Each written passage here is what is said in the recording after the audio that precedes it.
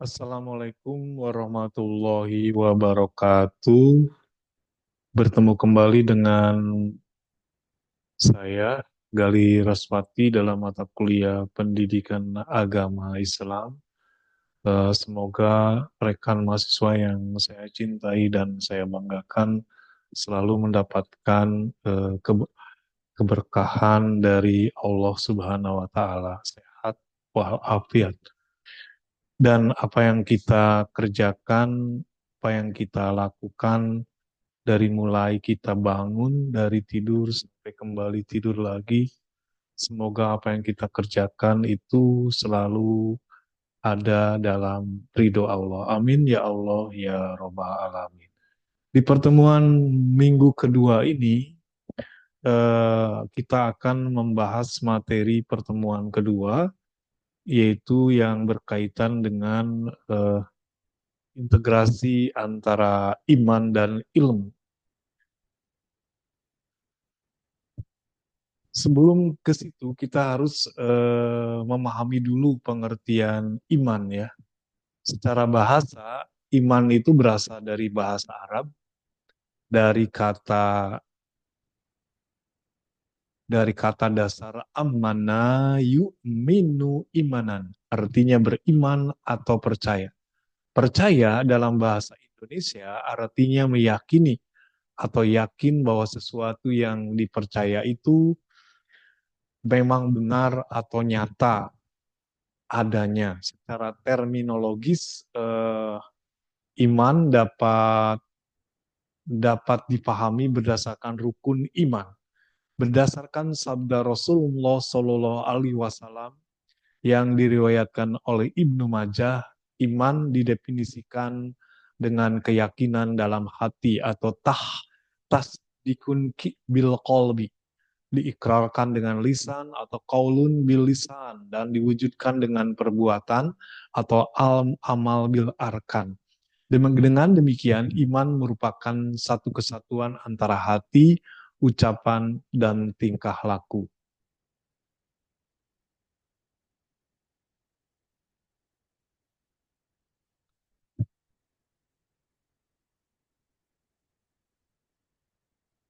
Implementasi keimanan tersebut, eh, implementasi keimanan tersebut dapat diuraikan sebagai berikut ya. Yang pertama, kita beriman kepada Allah.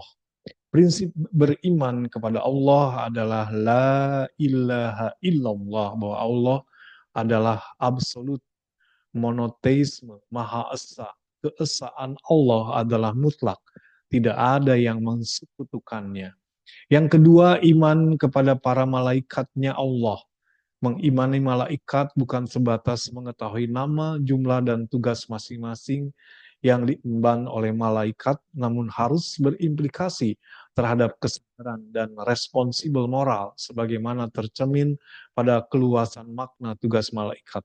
Sebagai contoh, ketika kita mengimani terhadap malaikat Ijroil, maka konsekuensi yang seharusnya muncul pada diri manusia adalah mengingat kematian, meyakini semua makhluk hidup yang ada di muka bumi ini akan binasa. Yang ketiga, iman kepada kitab-kitabnya Allah. Allah menurunkan 4 kitab suci yang wajib diimani oleh umat Islam, yaitu yang pertama kitab Taurat yang diwahyukan kepada Nabi Musa alaihissalam, kemudian yang kedua kitab Jabur yang diwahyukan kepada Nabi Daud alaihissalam, dan ketiga kitab Injil yang diwahyukan oleh Allah kepada Nabi Isa alaihissalam, dan yang keempat adalah Al-Quran yang diwahyukan kepada Nabi Muhammad sallallahu alaihi wasallam. Mengimani empat kitab suci Allah tidak sebatas mengetahui jumlah kitab suci dan nabi yang menerimanya, namun harus disertai dengan sikap yang menjadikan kitab suci itu sebagai pedoman hidup, meyakini bahwa Al-Quran menghimpun seluruh kandungan kitab Taurat, Jabur, Injil. Maka sesudah Al-Quran sebagai kitab suci yang sempurna, Allah tidak lagi menurunkan firman baru sampai hari kiamat. Yang keempat adalah iman kepada Rasul-Rasulnya Allah. Mengimani Rasul Allah tidak sebatas mengetahui Rasul berjumlah 25 orang, namun orang yang lebih Namun orang yang lebih substansi adalah memahami mengapa Allah Subhanahu wa taala mengutus rasul-rasulnya, memahami ajaran yang disampaikan serta mendalami sejarah perjuangan para rasul dalam menyampaikan kebenaran ajaran Allah, meneladani dan mengikuti sunnah-sunnahnya. Dan yang kelima adalah iman kepada hari akhir. Hari akhir adalah kehidupan setelah dibangkitkan kembali dari kematian. Hari akhir terbagi dalam beberapa tahap. Pertama alam kubur atau barzah, kedua alam mahsyar, tempat dikumpulkan seluruh manusia. Setelah dibangkitkan, lalu ada hari perhitungan atau yaumul hisab, hari pertimbangan atau yaumul mizan, dan akhirnya hari pembalasan atau yaumul jaza. Setiap orang dengan segala bebannya meniti sirat sebagai seleksi tersulit untuk mencapai tujuan akhir surga atau neraka. Dan yang keenam adalah iman kepada ketentuan dari Allah. Mengimani ketentuan Allah Subhanahu wa taala berupa kebaikan dan keburukan harus dibedakan mana yang merupakan ketentuan yang bersifat mutlak dan mana yang masih bisa dirubah melalui usaha dan doa sehingga melahirkan sikap optimisme bahwa manusia harus berusaha, berdoa, bertawakal dan tidak boleh bersikap pesimistis menyerahkan apa yang menjadi ketentuan Allah Subhanahu wa taala.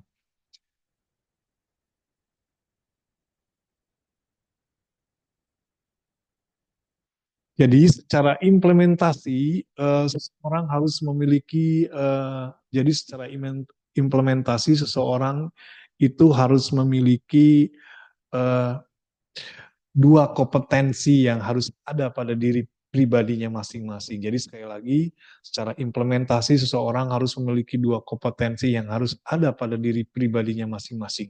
Yang pertama adalah al-aman, orang yang beriman. Secara lahiriah, johiriah, mereka merasa aman. Penuh keyakinan dalam bersikap, dalam menghadapi seluruh permasalahan kehidupan. Rasa aman itu didapat dari kepercayaan kepada perkara yang goib, yang memiliki kekuasaan, kekuatan, dan kemampuan yang melebihi kemampuan dirinya. Lebih dari itu, dia dianggap mampu mengendalikan dan mempengaruhi kehidupan seluruh makhluk hidup. Dalam konteks ini, satu-satunya cara yang dapat untuk memberikan rasa aman kepada lahiriah dan johiriah kita hanyalah Allah Subhanahu wa Ta'ala. Kepadanya lah kita menitipkan segala sesuatu, apa saja yang ada dalam benak kita, pikirkan dan keinginan kita. Yang kedua adalah al-amanah, orang yang beriman orang yang beriman annal, orang yang memiliki sikap jujur dalam mengemban amanah dari siapapun termasuk dari Tuhannya. Sebagaimana sabda Rasulullah Shallallahu alaihi wasallam, la imana liman la amanata lahu, dan tidak beriman seseorang yang tidak jujur. Bahkan Allah Subhanahu wa taala menggambarkan orang yang beriman yang diperintahkan untuk menjadi orang yang amanah melalui larangan mengkhianati Allah dan Rasul serta mengkhianati amanah yang dipercayakan kepada orang-orang yang beriman.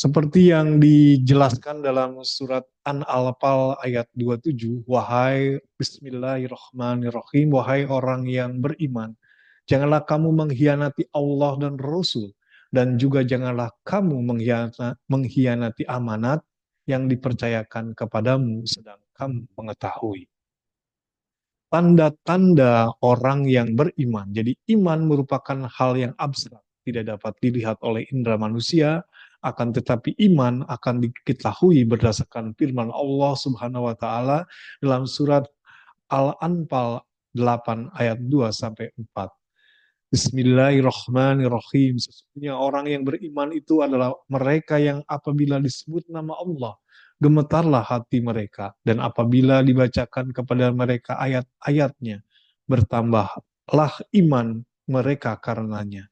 Dan kepada Tuhanlah mereka bertawakal, yaitu orang-orang yang mendirikan sholat dan menafkahkan sebagian dari rezeki yang kami berikan kepada mereka. Itulah orang-orang yang beriman dengan sebenar-benarnya. Mereka akan memperoleh beberapa derajat ketinggian di sisi Tuhannya dan ampunan serta rezeki atau nikmat yang mulia. Surat An-Alfal 8 ayat 2 sampai 4.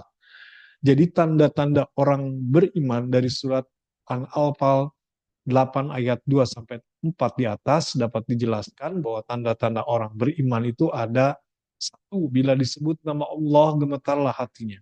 Dua, apabila dibacakan ayat-ayat Allah bertambahlah imannya. Tiga, mereka selalu bertawakal kepada Allah, mendirikan sholat dan menafkahkan, berimpak dan sodako. Rasulullah Shallallahu Alaihi Wasallam, Nabi Muhammad Shallallahu Alaihi Wasallam juga mengajarkan tentang tanda orang-orang yang beriman. Antara lain, yang pertama adalah takwa.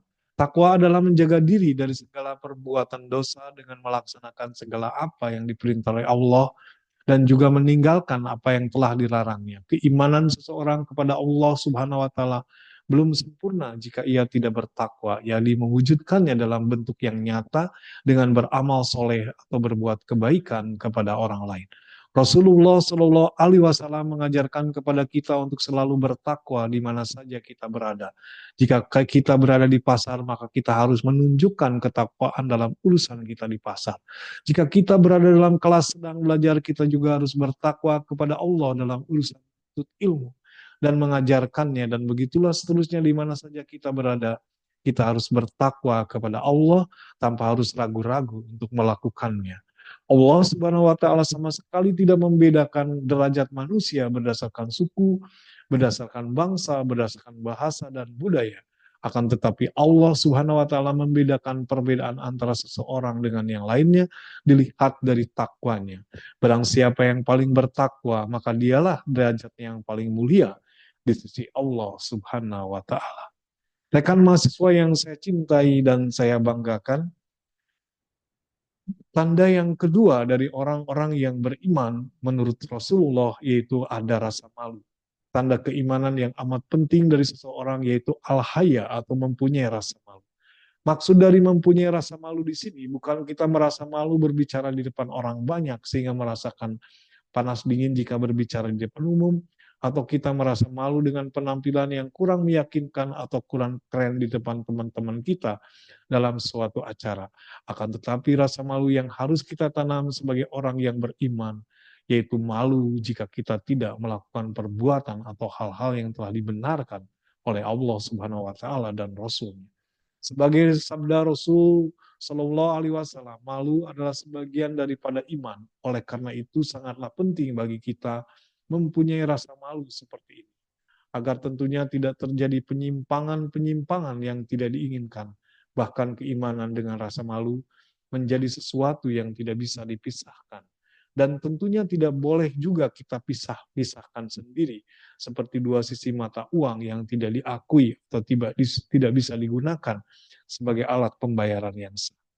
Bila malu tidak ada pada jiwa seseorang yang mengaku beriman, maka pada hakikatnya dia tidak beriman. Haya terdapat dua macam, yaitu malu naluri atau haya nafsani, rasa malu yang dikaruniakan Allah kepada setiap diri manusia, seperti rasa malu kelihatan auratnya atau malu bersenggama di depan orang lain. Dalam hal ini tentu kita harus selalu tunduk dan patuh kepada Allah Subhanahu wa taala dengan segala ketentuannya, dengan mengkaruniakan kita malu naluri. Bila kita memiliki rasa malu terhadap diri sendiri dan juga kepada orang lain, pasti kita akan selalu menjaga aurat, jangan sampai kelihatan di hadapan orang lain.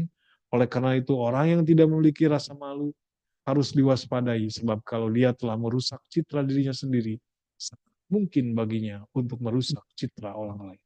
Yang kedua, malu imani atau haya imani, rasa malu yang bisa mencegah seseorang dari melakukan perbuatan maksiat karena merasa takut kepada Allah Subhanahu wa taala. Setiap muslim haruslah memiliki sifat malu kepada Allah yang sebenar-benarnya. Malu yang ditunjukkan di mana saja, kapan saja, dan dalam situasi serta kondisi yang bagaimanapun.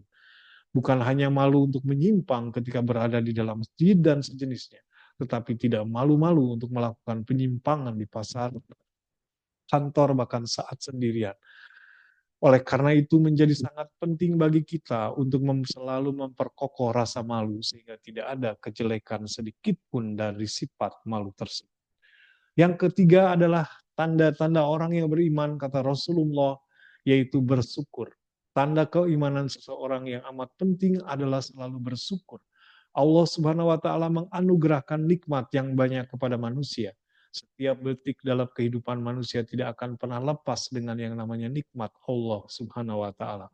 Oleh karena itu sudah sepatutnya manusia selalu bersyukur kepada Allah Subhanahu wa taala. Syukur berarti berterima kasih kepada Allah Subhanahu wa taala. Dalam arti lain, syukur ialah memanfaatkan nikmat yang diberikan Allah kepada kita sesuai dengan kehendak yang memberikannya. Bersyukur mengandung banyak manfaat, di antaranya yaitu mengekalkan dan menambah nikmat itu pula dengan nikmat yang lain yang berlimpah. Dan Allah berfirman, Allah Subhanahu wa taala berfirman dalam surat Ibrahim 14 ayat 7. Bismillahirrahmanirrahim, yang artinya sesungguhnya jika kamu bersyukur, pasti kami akan menambah nikmat kepadamu, dan jika kamu mengingkari nikmatku, maka sesungguhnya azabku sangatlah pedih. Quran surat Ibrahim 14 ayat 7. Jadi ada 3 macam cara kita bersyukur kepada Allah Subhanahu wa taala. Pertama, bersyukur dalam hati, yakni mengakui dan menyadari bahwa nikmat yang diperolehnya berasal dari Allah Subhanahu wa taala. Yang kedua, bersyukur dengan lisan, yaitu dengan mengucapkan alhamdulillah, yang berarti segala puji bagi Allah. Kemudian yang ketiga, bersyukur dengan perbuatan, seperti melakukan perbuatan yang baik sesuai dengan tuntutan agama. Jadi secara garis besar nikmat Allah terbagi atas dua macam, yaitu yang pertama nikmat yang menjadi tujuan dan yang kedua nikmat yang menjadi alat untuk mencapai tujuan. Ciri-ciri nikmat yang pertama adalah kekal, diliputi kebahagiaan, kesenangan, sesuatu yang mungkin dicapai, dan segala kebutuhan terpenuhi. Adapun nikmat yang kedua meliputi kebersihan jiwa dalam bentuk iman dan akhlak yang mulia, kelebihan tubuh seperti kesehatan dan kekuatan, kemudian hal-hal yang membawa kesenangan jasmani seperti harta dan kekuasaan, dan hal-hal yang membawa sifat keutamaan seperti pertolongan dan lindungan dari Allah Subhanahu wa taala. Tanda-tanda orang yang beriman yang keempat adalah sabar. Sabar berasal dari bahasa Arab yaitu sabara yabbiru sabran, yang artinya menahan atau mengekang. Secara istilah, sabar yaitu menahan diri dari bersikap, berbicara, dan bertingkah laku yang tidak dibenarkan oleh Allah Subhanahu wa taala. Sabar merupakan bagian yang penting dari iman.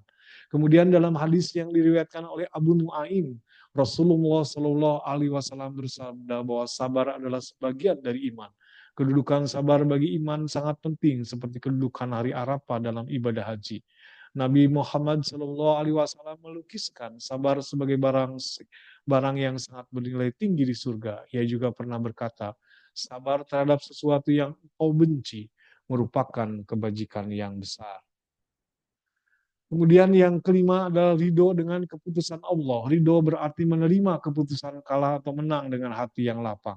Jika mendapat kemenangan, maka siap untuk menjalankan tugas sebagai tanda kesyukuran kepada Tuhan. Dan jika dinyatakan kalah, maka terima dengan hati yang lapang dan merasa itu lebih baik daripada menang. Seorang ulama tasawuf, Ibnu Athaillah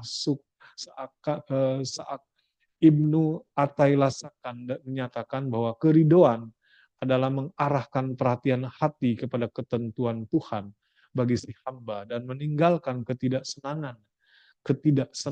Seorang ulama yang lain, Ruwawi, menyatakan keridoan adalah tenangnya hati dalam menjalani ketetapan Allah. Ridho dengan keputusan Allah. Ridho berarti menerima keputusan kalah atau menang dengan hati yang lapang. Seperti tadi ya yang dikatakan oleh Ibnu Athaillah Sakand yang menyatakan bahwa keridoan adalah mengarahkan perhatian hati kepada ketentuan Tuhan bagi si hamba dan meninggalkan ketidaksenangan. Seorang ulama yang lain yaitu Ruwaim menyatakan bahwa keridoan adalah tenangnya hati dalam menjalani ketetapan Allah. Pernah suatu hari Khalifah Umar bin Khattab menulis surat kepada Gubernur Abu Musa al-Ansari. Segala kebaikan terletak dalam keridoan, bahkan jika engkau mampu jadilah orang yang ridho, dan jika engkau tidak mampu, maka jadilah orang yang sabar. Semua yang ada di muka bumi ini pasti memiliki ciri-ciri tersendiri. Tidak ada yang sama persis, begitu juga dengan keimanan seseorang, tentunya memiliki ciri-ciri yang dapat disaksikan dalam perilaku sehari-hari. orang yang beriman, karena pada hakikatnya iman itu tidak terbatas pada kepercayaan dalam hati saja, tetapi meliputi hati, ucapan, dan perilaku perbuatan. Berdasarkan pemahaman tentang tanda-tanda orang yang beriman itu, nah sekarang kita akan melanjutkan materi utama dari pertemuan yang kedua, yaitu integrasi iman dan ilmu.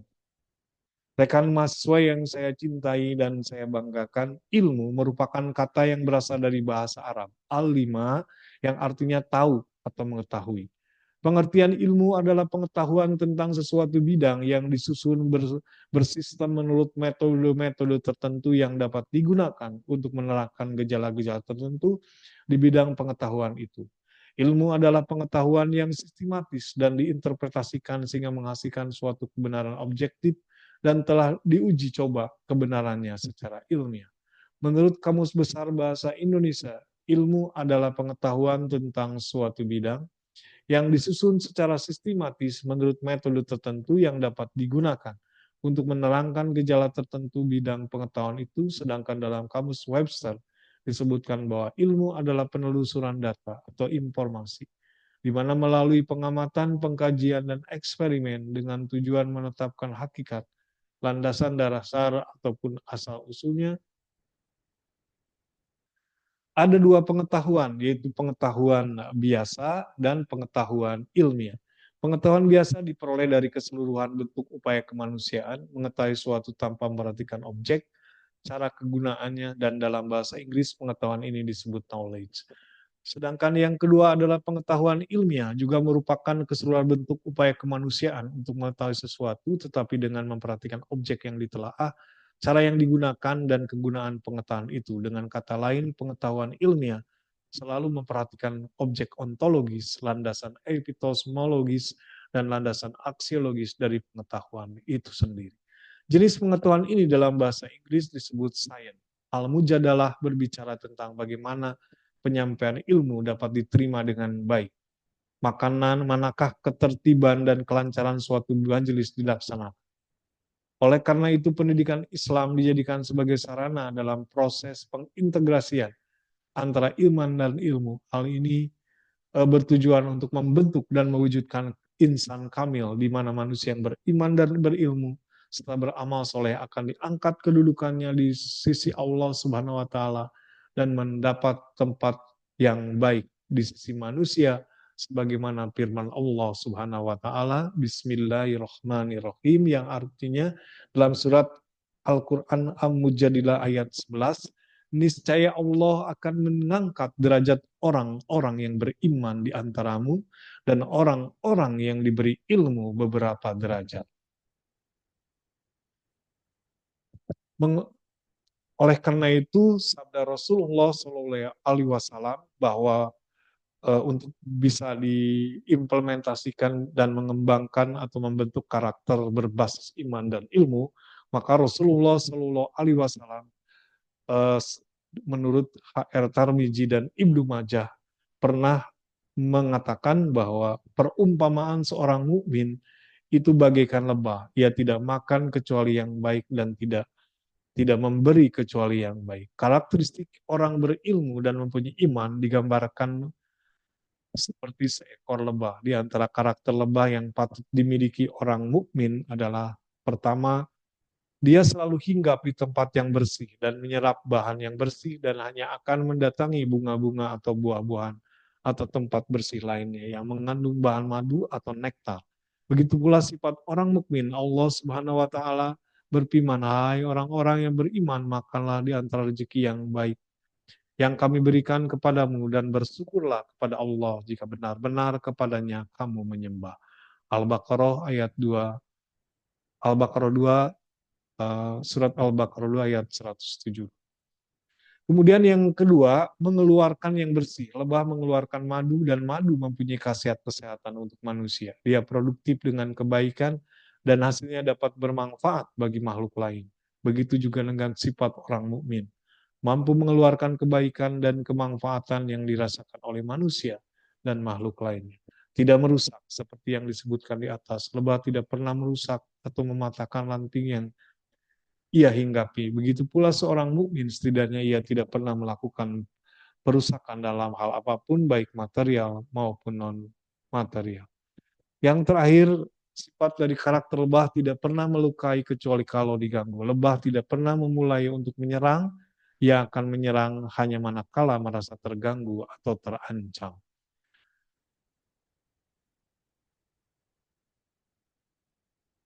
Dengan demikian, rekan mahasiswa yang saya cintai dan saya banggakan, materi pertemuan kedua dengan tema integrasi iman dan ilmu saya cukupkan sampai di sini, dan untuk memperdalamnya teman-teman bisa membaca modul pertemuan kedua dan juga mengerjakan tugas atau kuis serta forum ya di dalam LMS saudara-saudara, sehingga pemahaman tentang pertemuan kedua ini bisa lebih dipahami dan lebih didalami, sehingga teman-teman sebagai mahasiswa yang saya cintai dan saya banggakan di Universitas Sains Indonesia eh, bisa memahami tentang pemahaman tentang integrasi iman dan ilmu.